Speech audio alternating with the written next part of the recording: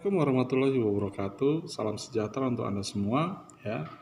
Semoga Anda dalam keadaan sehat dan walafiat dimanapun Anda berada. Terima kasih udah bisa hadir di dalam pertemuan ini ya. Topik kali ini kita akan membahas tentang pengelolaan rantai pasok. Apa aja yang dibahas di sini ya. Anda udah menerima modul dari pertemuan ini, silakan digunakan, semoga bermanfaat di dalam proses pembelajaran mandiri Anda. Ya, yang dibahas di dalam pertemuan ini satu adalah latar belakang organisasi. Kedua, organisasi dari manajemen logistik itu bentuknya apa? Ya. Terus bagaimana fungsi dan kegunaan dari controlling atau pengendalian logistik? Ya, karena setiap barang yang ada di dalam perusahaan, dari setiap channel-channel di dalam jaringan rantai pasok itu perlu juga diatur dan dikendalikan. Ya, apa perbedaan antara organisasi yang sifatnya konvensional dan organisasi logistik juga dibahas di sini. Ya, kunci sukses dari manajemen rantai pasok itu apa aja sih? Ya, bagaimana pengelolaan jaringan dari rantai pasok? Ya, kemudian strategi dari proses pengelolaan rantai pasok. Ya, apa tantangan-tantangan yang akan terjadi pada saat mengelola manajemen rantai pasok tersebut. Ya, nah, latar belakang dari manajemen rantai pasok ini adalah kemampuan perusahaan untuk menyuguhkan layanan yang mutunya tinggi dan secara konsisten. Jadi proses yang konsisten dan terus-menerus serta berkesinambungan. Terus juga adanya keinginan untuk mengimplementasi konsep logistik di dalam organisasi. Ya,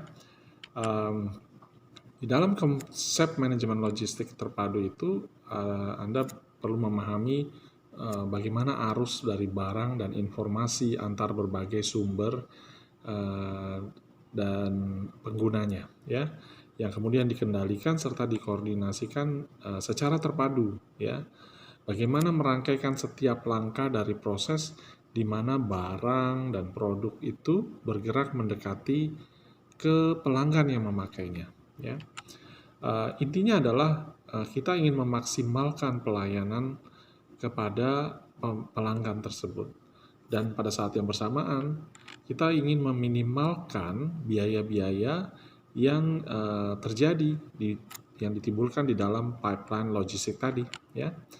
Nah, kemudian organisasi itu adalah sebuah entity sosial, ya, perusahaan-perusahaan seperti Abbott yang besar-besar, ya, Abbott, Unilever, ya, GlaxoSmithKline, Takeda, itu merupakan adanya kesatuan interaksi sosial di dalam perusahaan tersebut yang kemudian dikoordinasikan ya secara sadar atau natural juga, ya, dengan sebuah batasan yang relatif dapat diidentifikasikan, dan mereka bekerja atas dasar yang relatif terus-menerus, ya, untuk mencapai suatu tujuan bersama perusahaan atau sekelompok tujuan di dalam berbagai bagian, ya, dan stakeholder mereka, ya, dan biasanya tidak dapat dicapai oleh individu-individu secara bekerja sendiri-sendiri. Jadi dapat dicapai hanya melalui usaha kelompok, dan ini bisa lebih efisien daripada bekerja secara sendiri-sendiri tadi, ya. Nah, komponen struktur organisasi itu ditentukan oleh kompleksitasnya, ya. Bagaimana mempertimbangkan tingkat diferensiasi, jadi perbedaan-perbedaan dalam fungsi, ya, tingkat spesialisasi atau tingkat pembagian kerja daripada perusahaan. Lalu komponen struktur organisasi itu juga ditentukan oleh formalitas perusahaannya, ya, di mana sebuah organisasi bisa menyandarkan diri pada peraturan-peraturan dan prosedur untuk mengatur perilaku dari para pegawainya. Misalnya, di sebuah pabrik hanya dibatasi untuk 2 shift atau 3 shift atau hanya 1 shift, ya. Nah, peraturan tersebut itu akan menentukan, ya, kinerja dari anggota perusahaannya atau para pekerja perusahaan tersebut, ya. Kemudian komponen struktur organisasi yang lain adalah sentralisasi, ya, di mana pengambilan keputusan itu ditentukan secara sentral atau menurut tingkatan-tingkatan di dalam perusahaan dan sesuai dengan tanggung jawabnya, ya. Nah, pertimbangan struktur organisasi ditentukan juga oleh fragmentasi organisasi, ya, yaitu 3 fungsi utama di dalam manajemen, yaitu keuangan, operasional, dan fungsi pemasaran. Kemudian, manajer logistik harus mampu menciptakan keseimbangan dari segala kegiatan-kegiatan di dalam aktivitas perusahaan agar tingkat efisiensinya tercapai. Oleh karena itu, seorang manajer logistik harus bisa mengkoordinasi fungsi-fungsi yang mendukung kinerja dari bagian tersebut, ya.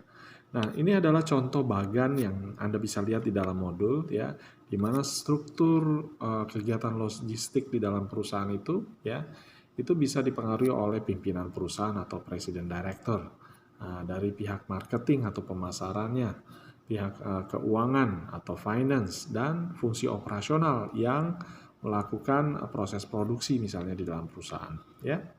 Dan keempat fungsi itu yang inti, ya, yang bisa ditampilkan di sini itu saling berkesinambungan dan nggak bisa berdiri sendiri, ya.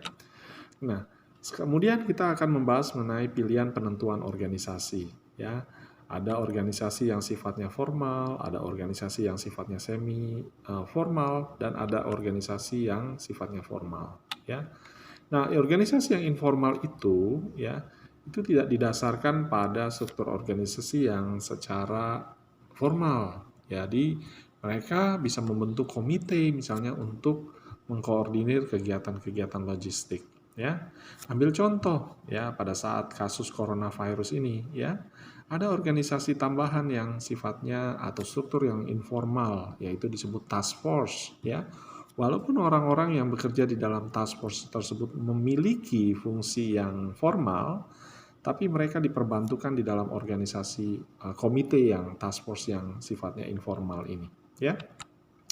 Contoh yang berikutnya adalah organisasi semi formal, di mana organisasi logistik dan operasional ini merupakan bagian terpisah dengan fungsi-fungsi yang ada di dalam perusahaan, ya. Mereka ada punya wewenang juga, ya, membagi tugas dan tanggung jawab dalam pelaksanaannya. Contohnya misalnya, ya, pembelian dan manajemen material yang ditangani oleh bagian produksi, ya, atau manajemen persediaan itu menangani bagian keuangan pergudangan ditangani oleh pemasaran misalnya, ya. Nah, organisasi semi formal ini juga meng-create yang namanya dot line, ya. Sehingga setiap bagian-bagian mempunyai sub-bagian yang berinteraksi atau mendukung fungsi logistik di dalam perusahaan. Contoh-contoh dari organisasi semi formal ini dapat ditujukan pada bagan yang saya tampilkan di dalam dokumen Anda, ya. Di mana ada fungsi yang sebelumnya bagan sebelumnya bisa dilihat juga, ya. Oke. Nah, kemudian bagaimana dengan organisasi formal, ya? Di sini ada pembagian kerja manajer dan bawahan, jenis pekerjaan yang dilakukan, pengelompokan pekerjaan dan tingkat dari manajemen tersebut, ya. Contoh organisasi formal bisa Anda temukan di dalam dokumen yang saya tampilkan, yang saya share kepada Anda. Nah, pertemuan ini juga membahas orientasi organisasi, ya, di mana strategi organisasi itu ada 3 hal yang akan dibahas di sini, yaitu strategi proses, strategi informasi perusahaan, dan strategi pasar. Kalau strategi proses itu, perusahaan bertujuan untuk mencapai efisiensi dengan memaksimumkan perpindahan barang dari bahan baku terus di dalam proses produksi menjadi barang jadi. Jadi prosesnya yang dipikirkan atau langkah-langkahnya di dalam perusahaan tersebut yang dipikirkan di sini. Kalau strategi pasar itu berorientasi pada pelayanan konsumen. Apa sih konsumen inginkan? Barang apa sih yang mereka ingin peroleh, ya? Bukan keinginan dari si pemilik perusahaan atau pemilik produk, ya. Nah, bagian penjualan dan logistik itu berkoordinasi secara bersama-sama. Kenapa? Karena bagian penjualan dia mengetahui tentang konsumen dari perusahaan tersebut, ya. Oke, strategi informasi itu berupaya membangun jaringan kerja yang baik dengan dealer dan distributor persediaan. Ya, sebuah perusahaan bisa memiliki retailer yang ratusan ribu jumlahnya, ya, karena mereka sangat tergantung pada jumlah retail tersebut untuk pemerataan, namanya spreading, untuk meningkatkan market share perusahaan tersebut hingga sampai ke daerah-daerah terpencil, ya. Produk-produk dari Unilever mereka tentu punya dealer dan distributor, sub-distributor hingga sampai ke daerah atau bahkan sampai ke uh, yang outlet yang terkecil, misalnya rombong-rombong, warung-warung dan lain sebagainya, ya. Nah, itu adalah perlu informasi dan yang mendukung kegiatan rantai pasok mereka. Nah, organisasi manajemen logistik itu ada yang sifatnya sentralistik, ya. Ada yang sifatnya juga desentralistik, ya. Nah, bagaimana struktur antara keduanya itu Anda bisa lihat di dalam modul yang saya berikan. Bagaimana wewenangnya, bagaimana tanggung jawabnya antar kedua jenis organisasi manajemen di dalam logistik tadi, ya. Contohnya itu juga sudah saya cantumkan di dalam dokumen. Bagaimana contoh struktur organisasi, bagian struktur organisasi yang sifatnya sentralistik dan bagaimana yang sifatnya desentralistik. Nah, pertimbangan pemilihan organisasi tersebut itu ditentukan dari pertama, yaitu strategi perusahaan atau lembaganya. Terus yang kedua adalah jangkauan pasar yang ingin dicapai, ya. Yang ketiga adalah ketersediaan sumber daya yang dibutuhkan, misalnya jumlah orangnya, jumlah modal, dan lain sebagainya. Nah, ketiga hal inilah yang menentukan jenis organisasi logistik tadi. Oke. Nah, bentuk organisasi logistik itu ada yang sifatnya organisasi garis atau straight line yang bahasa Inggrisnya. Ya, wewenangnya dilimpahkan dari puncak pimpinan kepada satuan organisasi atau bawahannya, ya. Organisasi fungsional itu dilimpahkan dari puncak pimpinan kepada satuan atau bagian di bawahnya itu sesuai dengan fungsinya masing-masing, ya. Organisasi yang sifatnya staff, ya, di puncak pimpinan kepada satuan bagian di bawahnya. Bisakah dikombinasikan? Bisa, ya. Pegawai negeri itu ada jabatan struktural, ada jabatan fungsional, ya. Di dalam organisasi swasta juga bisa seperti itu. Tujuannya adalah karena ingin salah satunya untuk pemberdayaan anggota perusahaan tersebut, atau kedua ingin meningkatkan kinerja perusahaan, dan ketiga bisa karena alasan ingin meningkatkan kapabilitas dari karyawannya atau mengembangkan diri karyawannya, ya. Nah, bentuk-bentuk organisasi logistik itu, ya, itu akan mempengaruhi fungsi dari pengendalian logistik juga, ya. Kita juga telah di dalam dokumen itu dibahas dari kegunaan pengendalian logistik itu manfaatnya apa, yaitu supaya stabil keuangan dari perusahaannya, sehingga dia sanggup menutup segala biaya-biaya yang dikeluarkan, ya. Juga bisa untuk meningkatkan pelayanan agar pelayannya meningkat, barangnya dibeli, terjadi repeat order, dan keuntungan dari perusahaannya itu bisa maksimal, pelanggannya puas dan ingin membeli lagi, bahkan dia akan memberikan rekomendasi perusahaan Anda dan barang atau jasa yang ditawarkan perusahaan tersebut, ya, kepada rekan lain, ya. Itu yang bagus sekali. Nah, selanjutnya adalah organisasi konvensional, ya. Apa sih, ya, organisasi konvensional itu biasanya sifatnya vertikal, ya, dari atas ke bawah, ya. Ada chain command-nya itu tegas, keras, ya, jelas, ya. Ada fungsional sifatnya juga ada, biasanya dipimpin oleh seorang manajer yang sudah cukup senior, ya. Misalnya fungsi-fungsi pembelian, fungsi-fungsi produksi, fungsi-fungsi penjualan, ya. Nah, selebihnya mengenai karakteristik dari organisasi konvensional ini bisa Anda telaah lagi di dalam dokumen yang saya berikan. Contohnya dari organisasi konvensional bisa juga Anda pelajari di sana, ya. Nah, apa saja sih kendala organisasi konvensional? Di antaranya ya, adanya penumpukan inventory ya. Karena apa? Karena adanya pengurangan biaya dilakukan dengan pembelian dalam jumlah besar misalnya. Terus juga ada kecenderungan tidak memperhatikan permintaan pelanggan misalnya.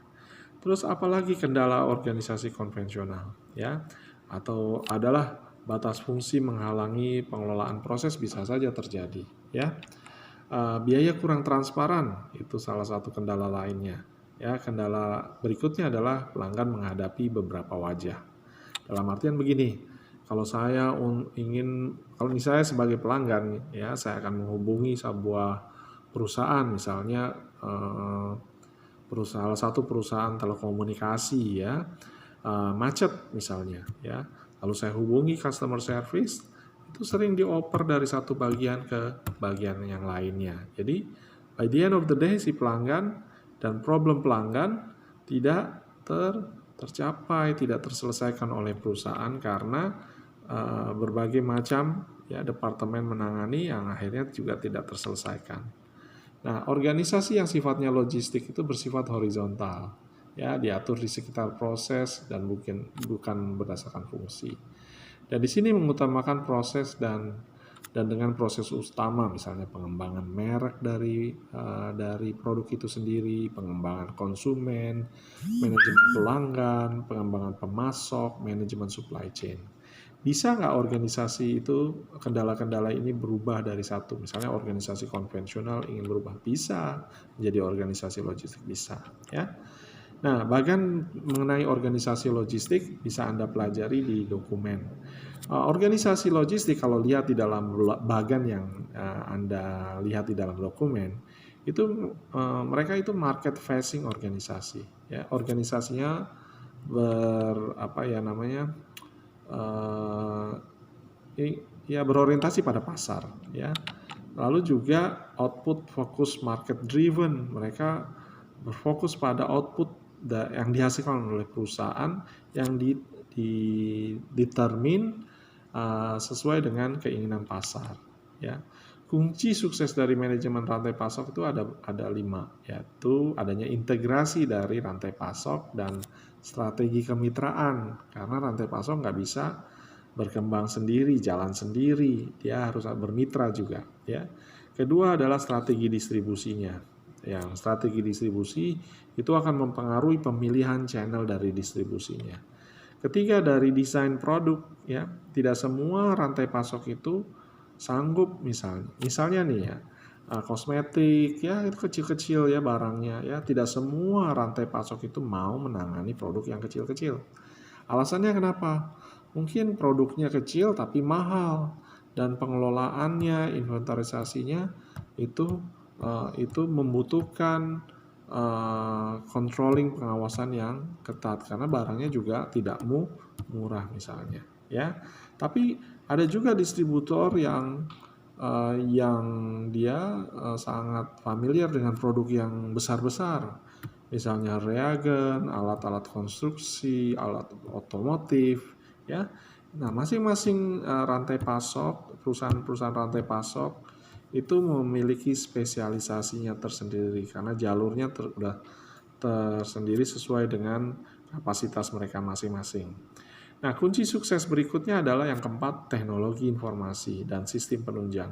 Ya, dengan cepat Anda bisa mendapatkan approval, ya keinginan misalnya diskon, ya pola pembayaran sekarang semua sistemnya udah online, ya. Dan terakhir adalah mengenai nilai pelanggan atau customer value. Apa yang bisa didapatkan dari produk yang Anda tawarkan atau perusahaan tawarkan kepada mereka, ya. Nah, setiap kunci sukses tersebut dipelajari di dalam modul secara detail sehingga Anda bisa mempelajari lebih lanjut. Nah, terakhir itu adalah bagaimana mengelola rantai pasok sebagai sebuah jaringan, ya. Itu adalah tantangan besar dan merupakan tugas dari perusahaan untuk mengintegrasikan ya berbagai macam stakeholder atau jaringan-jaringan tersebut, mitra-mitra tersebut mulai dari hulu ke hilir, sehingga perusahaan bergerak secara efisien, ya. Nah, strategi proses pengelolaan dari manajemen rantai pasok itu ditentukan oleh satu, rasionalisasi dari pemasoknya. Kedua, dari pengembangan dari pemasok, ya. Dan ketiga adalah pengikut sertaan pemasok di dalam desain dari produk atau jasa yang dilakukan perusahaan dari awal, ya, hingga bersama-sama bisa meyakinkan dan menguntungkan dari pemasok tersebut. Mengapa saya perlu memasok Anda, ya? Jadi bukan one way working relation, tetapi is a two ways working relation, ya. Nah, strategi proses pengelolaan manajemen rantai pasok juga ditentukan oleh sistem informasi yang terpadu, ya. Sehingga setiap departemen di dalam perusahaan, ya, dan juga bekerja sama dengan eksternal itu bisa saling terintegrasi, ya, bisa mensentralisasi inventory, ya. Perusahaan-perusahaan itu misalnya, ya, bekerja di berbagai puluhan cabang, bahkan hingga ratusan cabang di setiap kota. Jadi kalau ada cabang yang kekurangan stok dari sebuah produk atau barang, ya, itu bisa dialokasikan dari cabang-cabang yang lain, ya. Itu merupakan proses kegiatan manajemen rantai pasok, ya. Tantangan dari pengelolaan manajemen rantai pasok itu sendiri itu harus dikembangkan strategi secara kolektif, ya. Bagaimana win-win solusinya antara Anda atau perusahaan dengan mitra. Terus terakhir adalah mengenai komunikasi terbuka. Ya, jadi harus ada komunikasi antar bagian, antar fungsi, antar orang yang terlibat di dalam jaringan manajemen rantai pasok tersebut. Demikian pertemuan ini saya sampaikan kepada Anda, ya, semoga bermanfaat. Ya, saya akhiri pertemuan ini, ya, dengan ucapan wassalamualaikum warahmatullahi wabarakatuh. Semoga kita bisa jumpa lagi di pertemuan selanjutnya. Ya, salam sejahtera untuk Anda dan keluarga Anda semua. Terima kasih.